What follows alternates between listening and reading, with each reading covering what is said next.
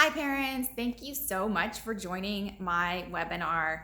I can't wait to share this with you because this has been such an amazing journey to figure this out, how we can help babies and toddlers sleep better naturally without using cry-it-out sleep training methods. Developed over the years of tracking and working with clients, I've developed a chart by month of age of the wake times, which is the window in between the naps or bedtime or after wake up in the first nap, which they all vary a little bit. And I'm within the course, I share with you exactly how to tweak those variables to really nail down your individual baby's sleep window.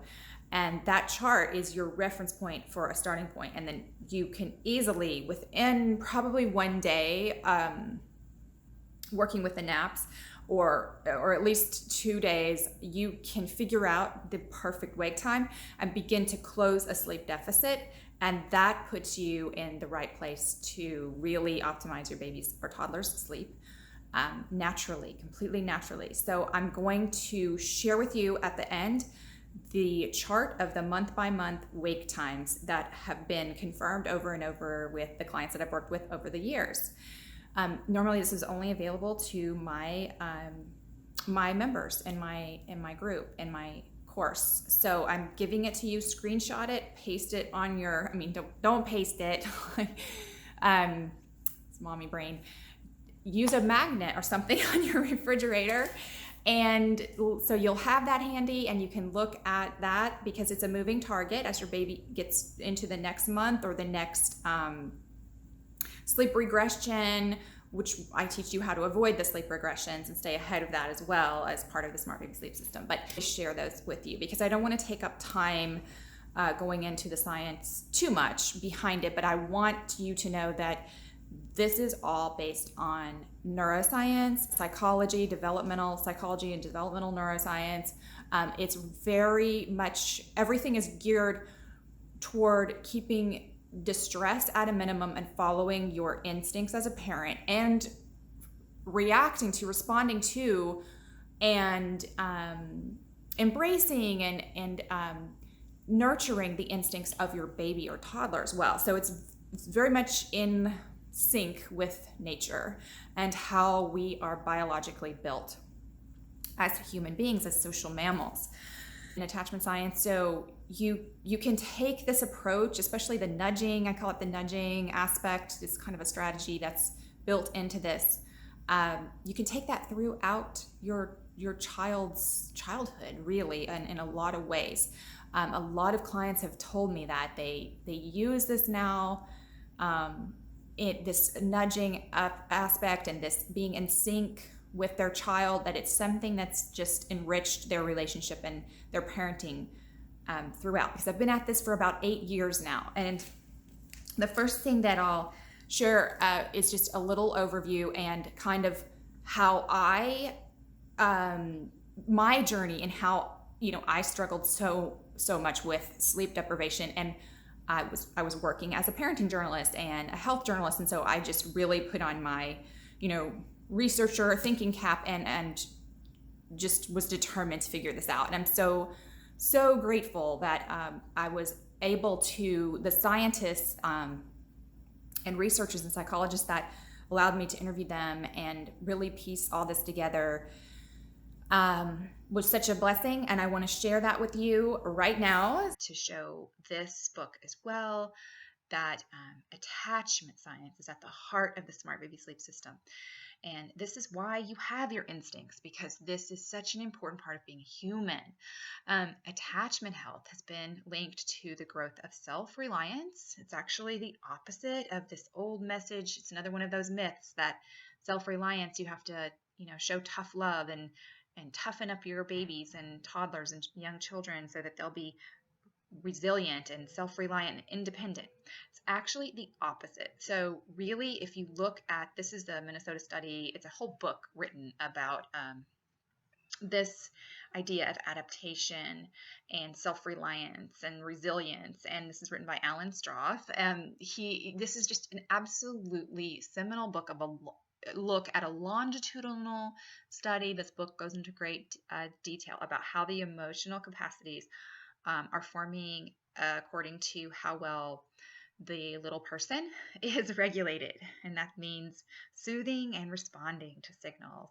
The development of empathy is certainly part of this too, the attachment system and being responded to, and the emergence of social competence. So these things are very, very formative. So I just felt so relieved when this is my little guy, who's 12 years old now. Felt so relieved when I realized all of this because I didn't have to force myself and my baby to conform to the old rigid rules anymore. So these baseless cultural ideas. So it really felt like, I didn't have to go buy the book or go buy at least the kind of baby training books. So more like, the books like that are written by the scientists. We're going to go buy those books.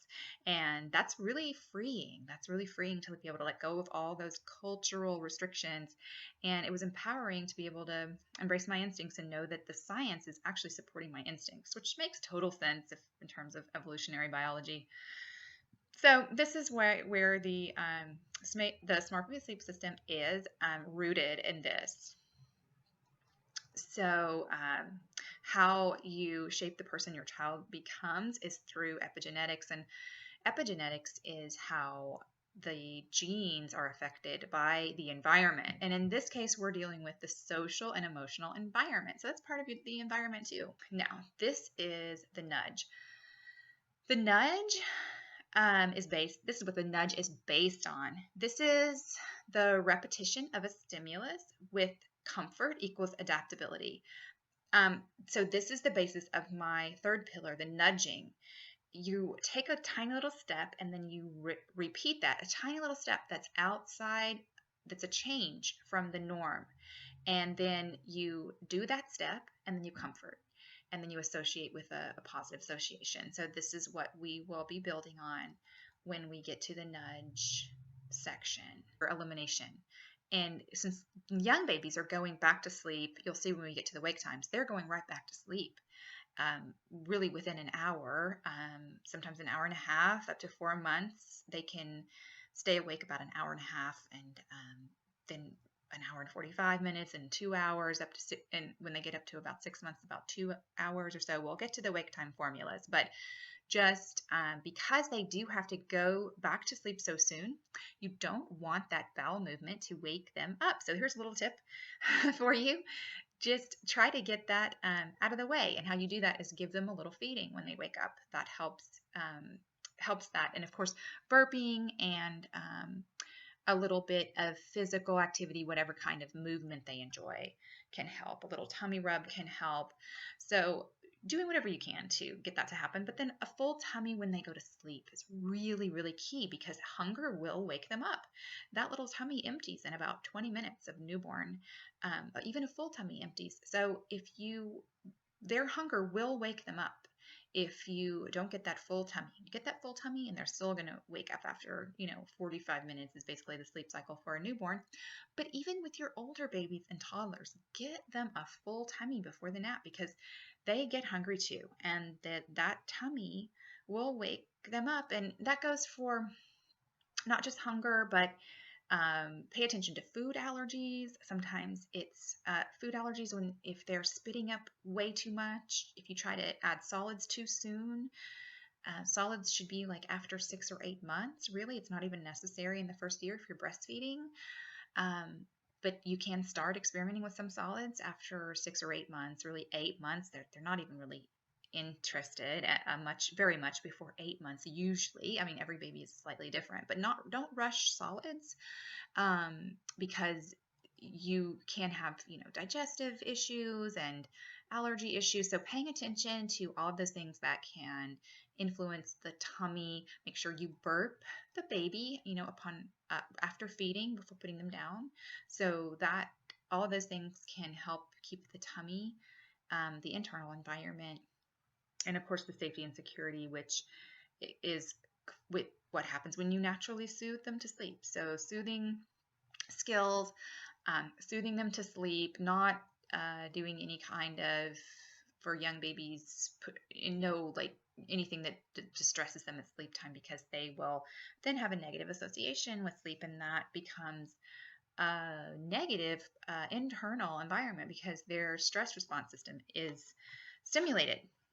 So the internal and external environment. Now, the external environment are all of those things like white noise, dark room using blackout blinds, and babies like a cocooned position. There's some specific ways that are safe to do this. You talk to your doctor, but there are things that you can do that will help your baby feel like more cocooned. Swaddling, of course, is one, and there's a lot of controversy about that, and I can't get into too much detail here, but in the course, you will be able to get a lot more detail on the having that cocooned position that keeps them feeling snug and secure, so they do sleep longer stretches and get in their full naps, making your baby sleep longer because of these sleep cycles. So the first 10 minutes is when they're starting to fall asleep. Then they get into a deeper sleep in 20 minutes, and then they're in a heavy sleep. So while they're in this stage of the sleep cycle, if anything like hunger, like a bowel movement, like if they went to sleep stressed, they'll get a little stimulation here. Like, oh, very often it's possible they can get a little bit of a stress hormone surge here. That it happens to us as adults too. That they'll wake up because they had that negative experience, and it's kind of like a stress memory that hits them there. When they're older babies and toddlers, it can be seen as night terrors. A lot of parents say, "My baby's having nightmares." So, and that sometimes that cannot be helped. They may see a barking dog and have a nightmare because everything is so new and foreign to them. But definitely falling asleep in an incredibly distressed state would do this. But everything we do in the internal and external environment, keeping it nice and dark, keeping it cool but not too cold, is going to carry them through the sleep cycle. All of the things that would interrupt, we're just avoiding all the things that would interrupt or cause a sleep disturbance so that they get around all the way around, and then they come up into this light partial arousal stage. And when you have a baby over past a newborn, um, newborns are usually going to wake up here because they have to eat. Their tummies are just too small.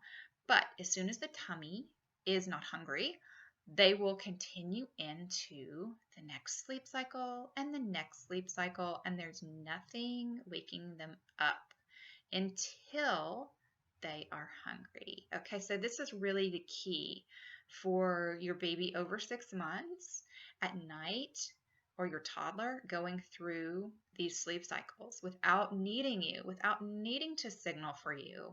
They just go, they're comfortable, they're secure, they're relaxed, the sleep environment is conducive to their sleep, and they just keep going around. They come to this partial arousal, but they go right back down into the deep sleep.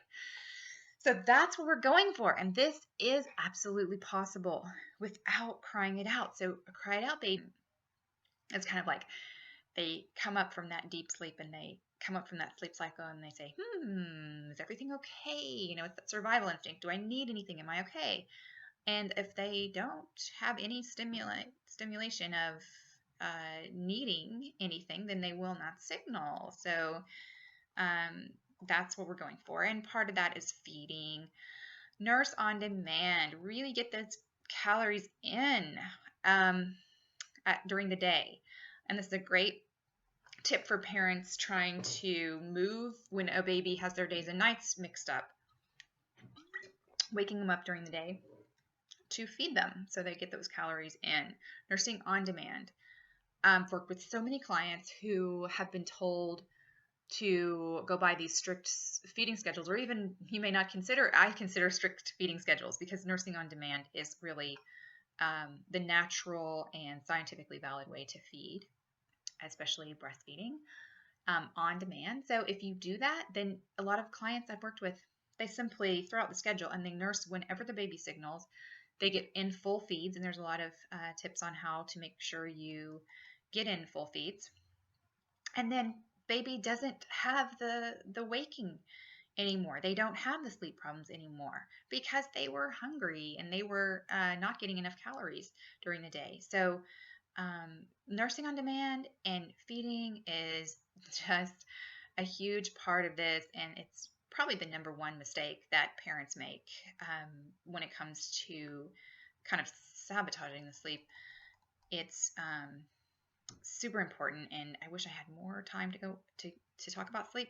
I mean, sorry, feeding, and we we do go into obviously much more detail in the the course itself, but hopefully that helps you. Maybe that'll be just the thing to help you get more sleep. The wake time zone is the magic bullet for avoiding an overtired state. So a lot of times what goes wrong with sleep is the baby gets into an undertired or an overtired loop. So they're undertired or they're overtired. The wake times are going to help you with avoiding that overtired state, and that is the duration of time between sleep times. So, and this counts the time the baby it takes the baby to go to sleep. So it's the time that they're actually awake, and the typical wake times you use as a starting point. And I found over the years of helping parents that most babies are chronically overtired. So if you're having sleep problems, this is a great place to start. In addition to the sleep environment, this is my little the notes that I took with my daughter when I was coming up with this. And so this is kind of the birth of the wake time formulas, but now I've collected them over the years and I have really nailed them down, and I'll show you that chart in just a little bit. And you have tools like this where you log the estimated wake time. Go ahead and screenshot this if you can, and then this will help you because you can record what happened at that time and what worked and the signs. I can tell you the exact signs of if you were under the wake time or if you were over. If you missed the sleep window, there's signs, and you can write that in here and then the next time adjust it to make it shorter. So that's how you nail the wake time. And then we have the third pillar, which is the nudge. The nudge is a neuroscientific approach to babies' transitions, and the combination of the predictability and the comfort causes the baby or the toddler to accept that change because they realize that it's okay. So that's what we're doing instead of the extreme distress. And I mentioned this in the intro already about what that's based on. So you start with a comfort baseline, you go into the challenge zone, which is the change, and then you are making it to the end goal. That's the overview, that's the bird's eye view. And you do this through teach versus break. Instead of breaking them of signaling, you actually teach them that it's okay, that it's safe. So it's safe to go into this challenge zone. And you do that with gradual nudges. For example, going from sleeping on the parent, which all babies, want to do that at first. That's completely normal. But you go from that with the gentle little steps until the baby is sleeping in the crib or beside the parent, but not on the parent. So that's usually the case. But this would be a pretty big leap here. But you can do it gently and gradually. So this is what we do in the challenge zone. We nudge, and screenshot this if you like. Don't have time to go into that much detail of the nudge, but it is used on everything from nursing to sleep to moving to the baby's own bed to transitioning to a new caregiver. The nudge takes all the guesswork out of the equation because you're listening to your baby, so you can't go wrong. You cannot go wrong because you're listening, and that is what highly responsive parenting is all about. So this is a quote from my co-author of the book that we have written, that's in publication right now with Oxford University Press, called Primal Parenting. And this is something that she wrote, Dr. Darsha Narwise. It's one of my favorite quotes of hers. She's written other really seminal academic books that have won international awards. And this one, she said, highly responsive parenting is correlated to most, if not all, positive child outcomes. So this is just a summary of the research, of interdisciplinary research, of across, developmental neuropsychology, neurobiology, because our biology is actually shaped by neurological input. So she's really summarizing. Dr. Narvaez she's a renowned psychological expert, and she's summarizing the research here. And so that's why it's just so important to be responsive and to help your baby sleep in ways that are responsive. All right, so this is the Cliff Notes version of the Smart Baby Sleep System online